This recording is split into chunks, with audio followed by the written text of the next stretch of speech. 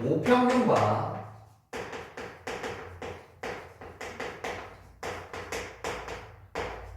표본평균이라는 게 있어요.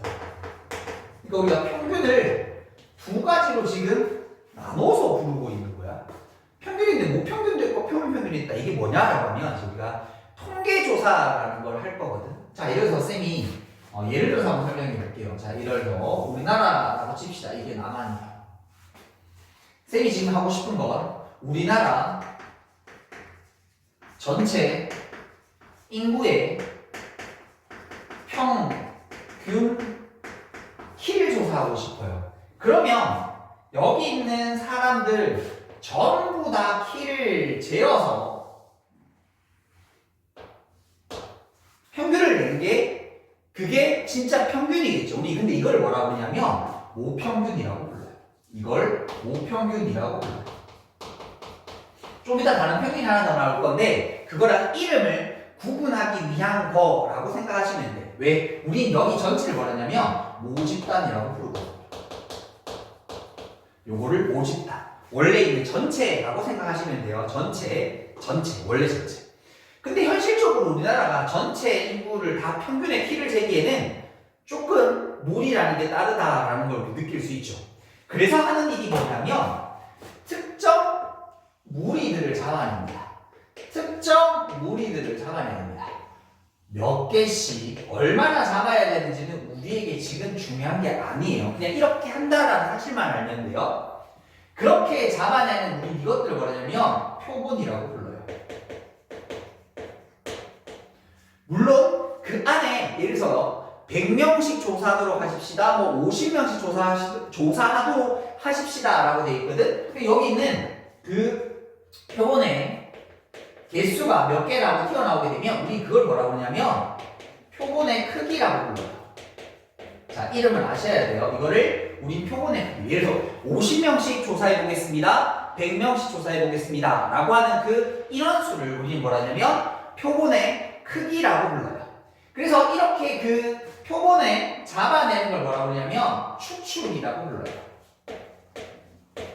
됐죠? 보통은 이미 추출과 그 다음에 보건 추출을 쓰게 되어져 있는데 그 추출의 방법적인 부분은 여러분들이 크게 염두하실 필요가 없습니다. 우리 지금 이 방법이 어떻게 돌아가는지 요거 정도만 아시면 되는 거예요. 이걸 우리가 직접 하려는 게 아니에요. 이 상황에 대한 인지를 조금 하셔야 좀 이따 나오게 될 공식에 쓸 용어들을 여러분들이 파악하기 좋으셔서 설명을 드리는 거예요. 그래서 뭐 소위 말해서 이미 추출이라는 건 정하지 않는 거야. 특정하지 않는 거. 예를 들어서 내가 키를 재는데 뭐 어떤 고등학교 농구부 같은 데서 키를 재게 되면 우리나라 평균 신장 굉장히 올라가겠죠.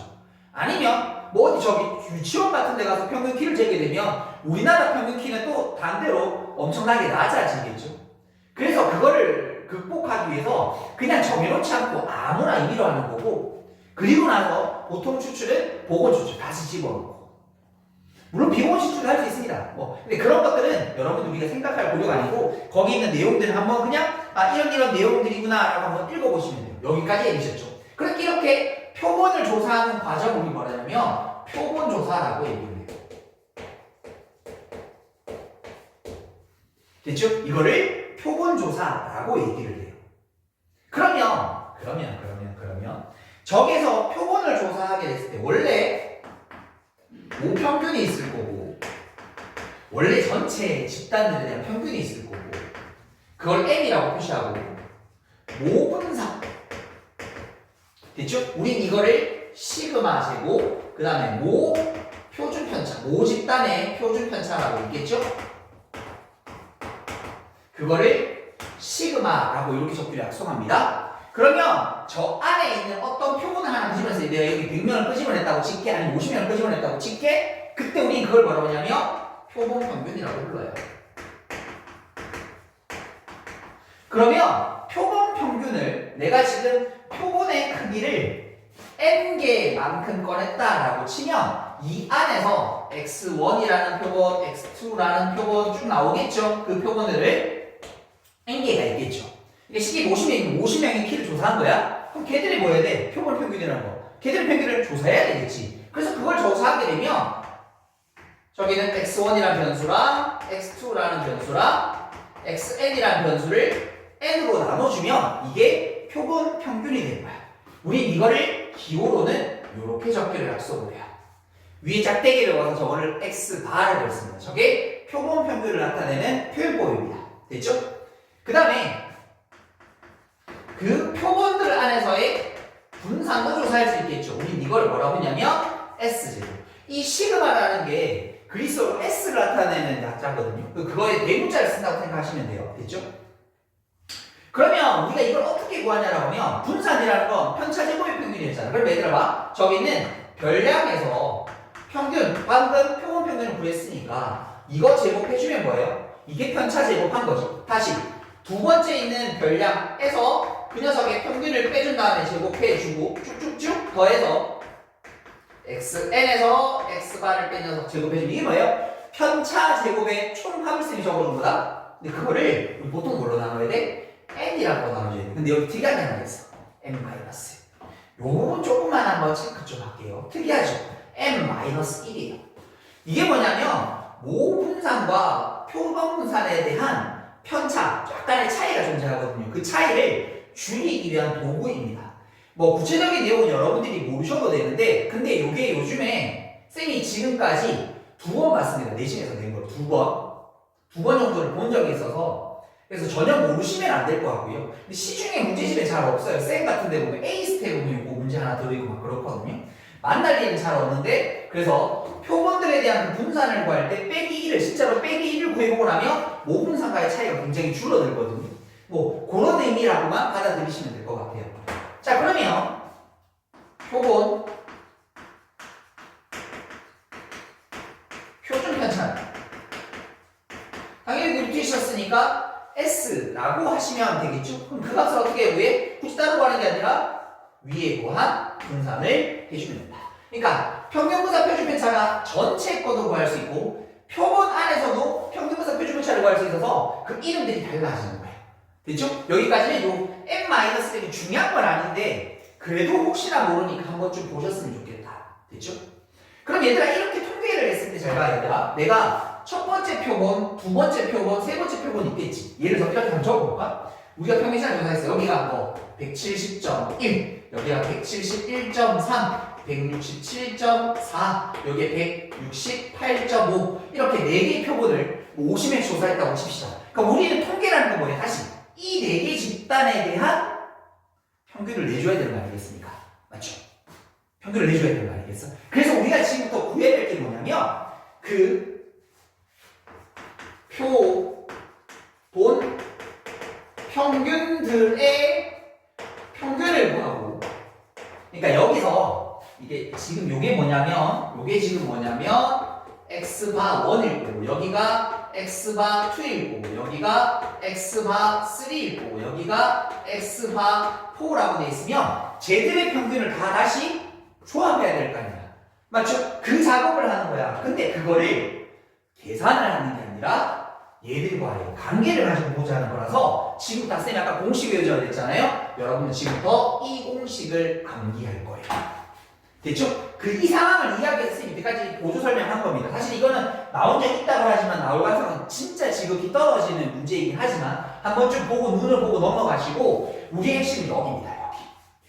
됐죠? 그러면 그 표본 평균들 이 녀석들에 대한 그러니까 이거의 값이 잠깐 다시 변수잖아. 첫 번째 변수, 두 번째 변수, 세 번째 변수, 네 번째 변수. 그러니까 표본이란 말을 빼게 되면 그냥 변수 4개 주어진 거니까 얘들에 대한 차이를 구할 수 있어. 평균보다 표준차를 구할 수 있다고. 근데 그 대상이 뭐니까 표본 평균들이 뭐니까 표본 평균들에 대한 평균이라고 얘기하거나 표본 평균들에 대한 분산이라고 얘기하거나 표본 평균에 대한 표준 편차라고 이렇게 얘기를 하는 거야.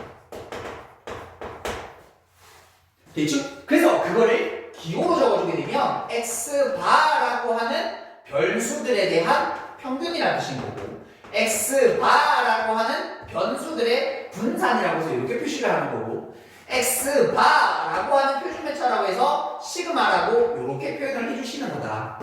그럼 이걸 어떻게 구하냐라고 하면 계산 아니야? 뭐라고 했냐면 방금 앞에 얘기했던 요 녀석들과의 관계를 가지고 잡아내는 거야. 그러려면 필요한 게 뭐냐면 여기 준비물이 딱 하나 필요한 게 있어. 그리고 모평균 안에서 표본을 몇 개 끊었어. 다시 되면 표본의 크기가 몇 개인지는 알아야지만 구할 수 있어요. 됐죠? 다시 여기는 표본 평균들에 대한 평균 분산 표준 편차를 구하려면 우리는 앞에 이 녀석들에서 제일 중요한 거 표본의 크기가 얼마인지 아셔야 돼요. 됐죠? 그러면 첫 번째 이 표본 평균에 대한 평균이 얼마 됩니까? 라고 하면 완벽하게 5평균과 같아집니다. 그래서 이런 거예요, 얘들아. 우리가 이걸 가지고 얼마나 조사했는지 모르지만 뭐 이런 표본들이 막 한 수백 개 조사를 했다고 칩시다. 그게 진짜로 5평균과 다르다면 통계 자료를 낼 의미 자체가 많이 퇴색이 되겠죠. 그러니까 당연히 같은 것처럼 취급을 합니다. 그렇게 생각하시면 돼요. 됐죠? 자, 그럼 분산도 똑같습니까? 아니죠. 근데 분산부터 약간 달라요. 어떻게 되냐면 원래 우리가 알고 있는 모 분산에 다가 표본의 크기로 나눠주시면 돼요. 그래서 우리 책에 보시게 되게 되면 여러분들 그 118페이지 보면 그거를 숫자로 해가지고 직접 해놓은 과정들을 조금 해놨어요. 실제로 해보니까 이렇게 됩니다. 그래서 원래 있던 모 분산이 뭐라고? 표본의 크기로 나눠주면 됩니다. 그러면 표준 편차는 위에 루트 씌워주면 되죠. 루트 n분의 시그마 제곱인데 이걸 이쁘게 정리해주면 루트 n분의 시그마 내석이 나온다. 됐죠? 그럼 이렇게 바꾸는 이유가 뭔데? 라고 물어보면 딱 한 가지입니다. 우리가 앞에서 어떤 자료를 조사했을 때 평균 분산 표준 편차가 주어지게 되면 얘들을 뭘로 만드는데? 정규분포로 만들 수 있다. 그래서 뭐 할 수 있어? 정규분포 문제 풀려고 하는 거야. 우리가 앞에서 정규분포 문제 풀 때 평균이 얼마 표준 편차가 이렇게 주어져 있는지를 푸는 건데 그거를 구해서 요거 가지고 다시 문제를 풀어보자는 거예요. 그러려면 얘들아 뭐 해야 돼? 그렇죠. 이 정규분포 문제를 풀려면 평균이 얼마고 분산이 얼마인지 알아야지. 이걸 외우는 게 아니라 위에 걸 외우시면 돼요. 그럼 여기다 뭐 적어요? m, 루트 n분의 시그마에 대한 제곱 이렇게 돼. 이게 뭐예요? 표본 평균에 대한 표본 평균들에 대한 표준 편차를 그대로 표현했죠. 이걸 가지고 이렇게 돼 있습니다. 그래서 거기 밑에 보면 막 표준화라고 해서 막 이렇게 어렵게 되는데 아니야, 표준화가 뭐였죠? 별량에서 평균을 뺀 다음에 표준 편차로 나눠주는 거. 됐죠? 별량에서 별량이 뭐예요? 평균을 빼준 다음에 표준 편차로 나눠주는 거. 뭐 이렇게 되어져 있거든요. 그러니까 이걸 따로 외우지 마시고 일단 이런 평균, 이런 표준 편차 그 공식 안에 한글에 맞춰서 그대로 대입한다라고 생각하시면 절대 어렵지 않습니다. 근데 그러려면 뭐 하나 된다고? 바꿀 수 있어야 된다. 그래서 지금까지 얘기한 것들 앞에는 여러분들의 이해를 돕기 위한 설명인 거고 쌤이 강조하고 싶은 건 딱 하나입니다. 바꿀 수 있으면 돼. 그럼 뭐 푸는 거야? 이제부터 정규분포 문제 푸는 거야. 바꿀 수 있으면 돼. 그럼 뭐 하는 거야? 정규분포 문제 푸는 거야. 되겠죠? 자, 일단 여기까지 정리 한번 하고 다음 거 설명해 보도록 하겠습니다. 자, 다음은 필수예제 1번 들어가 보도록 할게요. 자, 먼저 1번을 바라보니까 정규분포가 있습니다. 12,3의 제곱을 따르는 어떤 정규분포가 있는데 그 녀석의 변수를 우리끼리 x라고 잠깐만 잡을게요. 그 중에서 모집단에서 크기가 3이, n이 3이 되도록 하는 이 표본 평균들을 끄집어냈는데 그 표본 평균들에 대해서 요거 구하란 말이야. 그러니까 얘들아 우리 마치 앞에서 확률 변수 x 있고 확률 변수 y 있고 막 이런 것도 본 적이 있죠. 뭐 y를 1차식으로 두기도 하고 어떤 관계를 가지고 찾아내는 것처럼 얘들도 저 앞에 거랑 관계가 있다라는 것만 찾아내시면 돼요. 어떻게? 이 녀석을 요렇게 됐죠? 그러고 나면 평균이 얼마? 똑같다 하고 주어져 있고 9를 3으로 나눴으니까 요렇게 들어가 주시면 돼요. 3제곱 맞죠? 선생님 똑바로 온 거 맞죠? 됐어요. 요렇게 되게 될 거고 그러면 이건 어떻게 구해? 라고 물어보면 우리는 지금까지 뭐만 바라보는데 요 정규분포 안에서 이거를 구하란 말이야. 됐죠? 변수가 이렇게 생긴 정규분포 문제를 풀어라는 말과 똑같은 거야.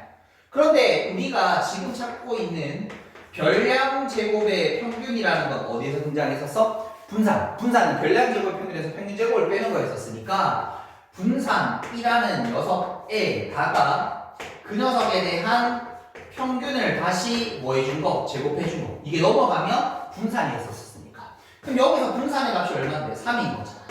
평균이 얼마인데? 12의 제곱인 거니까 144. 그럼 정답은 147이라고 해서 얘들아 요것만 싹 가리고 나면 그냥 일반적으로 하는 평균 분산 가지고 푸는 문제랑 똑같은 거예요. 근데 그러려면 바꾸는 과정이 여러분들이 하나 필요하다라는 거야. 자, 계속 해볼게요. 필수예제 2번입니다. 필수예제 2번을 보시게 되면 한 개의 주사위를 던져서 5번에 나오는 눈의 수. 자, 주사위 5번. 5번 던져서 나온 눈의 수의 평균을 여기서 x바라고 하자. 이렇게. 그때 이 x바 더하기 vx바라는 녀석을 구하라라고 이렇게 주어져 있거든. 그럼 이게 그 뜻이 뭘까? 여기 5번이라는 게. 그렇죠. 이게 표본의 크기를 의미하는 바인 거지. 그럼 이 x바라는 녀석의 값은 어떻게 하란 말이야? 그렇죠. 원래 있던 x라고 하는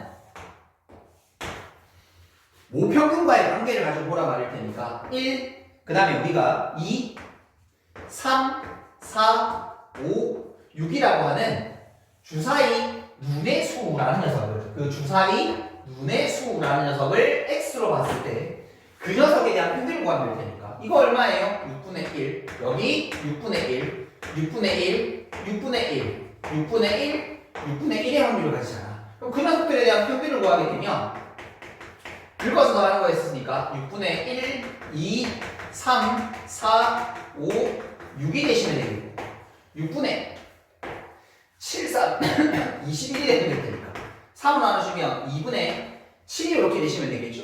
그리고 그 녀석들에 대한 분산을 구하도록 하십시다. 별량 제곱의 평균 6분의 1제곱, 2제곱, 3제곱, 4제곱, 5제곱, 6제곱 거기다 평균의 제곱 빼면 될 테니까 4분의 49 여기 산하시면 됩니다. 열심히 됐죠?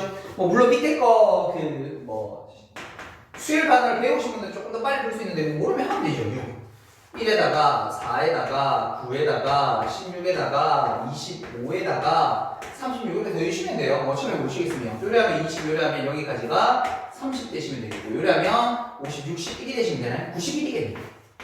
6분의 91 됐죠? 거기다가 빼기 4분의 49 그럼 이 녀석들 뭘로 통분하면 되나요? 24로 통분하면 되나요? 24 그럼 6, 4니까 4 4, 9, 36 되나요? 6이니까 6, 9, 54 6, 4, 24, 2, 9, 4 그럼 요거 24분의 여기 빵이 되시면 되겠고 여기가 70이 되시면 되나? 그럼 요거 12분의 35 맞나요? 12분의 35 오 맞네요. 이렇게 됐죠? 그럼 이제 얘들아 평균 어떻게 구해? 이 평균하고 똑같다니까 2분의 7이라 됐죠? 분산은 그 녀석의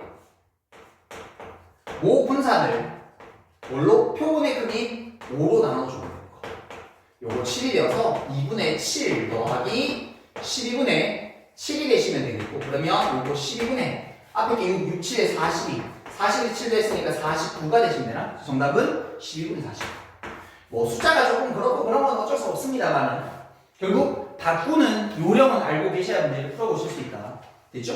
자 또 필수의 3번 한번 가보도록 하겠습니다 3번을 보니까 어느 고등학교 전체 여학생의 제자리 멀리 뛰기 기록 그냥 우리 기록이라고 할게요 그 기록을 변수 x라고 뒀을 때 평균 120에다가 표준 편차 10인 정규 분포를 따르고 있다라고 이렇게 주어져 있어요. 됐죠? 이 고등학생에서 여학생을 이미 추출한 25명. 이게 뭐예요? 표본의 크기가 25인. 그러면 얘들아 x바라는 녀석에 뭐가 결정이 될 거다? 새로운 정규 분포가 결정이 될 거다. 그러면 120에다가 됐죠? 25로 나눠주면 4가 될 테니까 2의 제곱이 되시면 되겠죠? 2의 제곱. 요런 새로운 정규 분포가 됩니다. 이때 25명 제자리 멀리뛰기 기록의 평균이 115 이상. 그러면 그 평균이 뭐야? 지금 요거잖아. 요 평균 x바. x바라는 녀석의 값이 115 이상 124 이하의 확률을 구하라고 했으니까 얘들아 요렇게만 말아보면 그냥 뭐예요? 그냥 평범한 정규분포 문제예요. 근데 그러려면 요 위에는 이 노란색의 값을 찾을 수 있어야 된다니까. 그래서 쌤이 강조하는 게 저 부분이야. 그럼 나머지는 어렵지 않아요. 해봅시다. 우리가 정규분포 문제 그림 그리시고 가운데가 120 변수가 115 124 그럼 뭐 해야 돼? 표준화 달려가야지. 빠 5인 거니까 두 번에 한 번 더 갔죠. 반만큼 더 갔으니까 마이너스 얘는 4만큼이니까 2번 2 이렇게. 그럼 우리가 구하고자 하는 넓이는 어떻게 돼요? 0부터 2.5까지 넓이 거기 있나요? 0.4938 4938 플러스 2까지의 넓이는요 0.4772 더해주면 빵이 될 거고 1 올라가면 11이 되면 될 거고 10 올라가면 17이 되면 되겠고 9에다가 0.971이라는 녀석의 확률의 값을 구하시면 되겠습니다. 이렇게 됐죠? 자, 한 번 더 해볼게요. 필수에서 4번 가보도록 하겠습니다. 필수에서 4번 밑에서부터 시작해보도록 할게요. 어느 카페에 판매하는 과일 주스 한 컵의 용량, 용량이라고 적을게요, 우리. 그 용량을 내가 X라고 뒀을 때 어떤 정규분포가 나오는데 평균이 200, 표준 편차가 12, 이런 정규분포가 나온대요. 그 중에서 N컵을 이미 추출해. 근데 표본의 크기가 이번에 안 주어진 거네. 그렇게 했을 때 이 녀석들에 대한 평균 X바가 나오겠죠. 그 X바 평균의 값이 어떻게 194 이상 194 이상일 너의 확률의 값이 0.8849예요. 0.8849 1대 이때 n의 값을 찾아라. 그럼 일단 뭐부터 시작해? 이거 정규분포 문제 풀어야 되니까 그렇죠. 정규분포를 만들어야 되는 거지. 평균 똑같고요. 줄지 마세요. 이걸 나눠주게 되면 루트 n분의 10에 대한 제곱이 표준 편차가 되는 겁니다. 자, 그러면 지금부터 정규분포 그림 그리면 되죠. 자, 여기 칸막이 좀 치고 가도록 하겠습니다. 자, 여기가 이렇게 생겼을 것이고 여기가 평균이 얼마예요? 200 이렇게. 됐죠? 194니까 이쯤이야 되겠죠? 그럼 요만큼 넓입니다. 그럼 뭐부터 시작해야 돼? 표준화부터 시작해야 돼. 근데 이번에 이 값을 모르는 거지. 여기가 0이라고 치면. 근데 이건 알고 있어. 이게 0.5야. 그럼 이쪽의 넓이의 값이 얼마 돼야 돼? 0.8849가 되려면 0.384구가 돼야 돼. 그럼 우리 뭐 다시 봐? 표를 바라보자. 0.384구가 되는 거 1.2네. 그럼 이 값은 마이너스 1.2. 왜 왼쪽 편에 있는 거니까? 그럼 이거를 표준화시키는 공식을 쓰면 되네? 어떻게? 별량에서 평균을 빼준 다음에 표준 편차 루트 n분의 10으로 나눠줄게. 그 값이 얼마다? 마이너스 1.2다. 요거 계산해 주면 된다는 말씀입니다. 자, 그럼 요거 마이너스 6이 되시면 되겠고요. 그러면 요거 마이너스 1.2 곱하기 루트 n분의 10이 되시면 되겠고, 자, 이거 곱해주면 마이너스 없애주고요. 요거 12일 테니까 요거 1이고 여기 2가 되면 되겠죠? 그러면 루트 n이라는 녀석의 값이 2가 될 테니까 n이라는 값은 얼마? 4. 정답은 얼마? 4라고 이렇게 체크해 주시면 되겠습니다. 결국 관건은 나머지 것들은 앞에서 뭐 평균 구하고 그다음 정규 문제 푸는 건 앞에서 연습해왔던 거고 이 단어에서 추가되는 거는 바꾸는 과정이에요. 바꾸는 과정.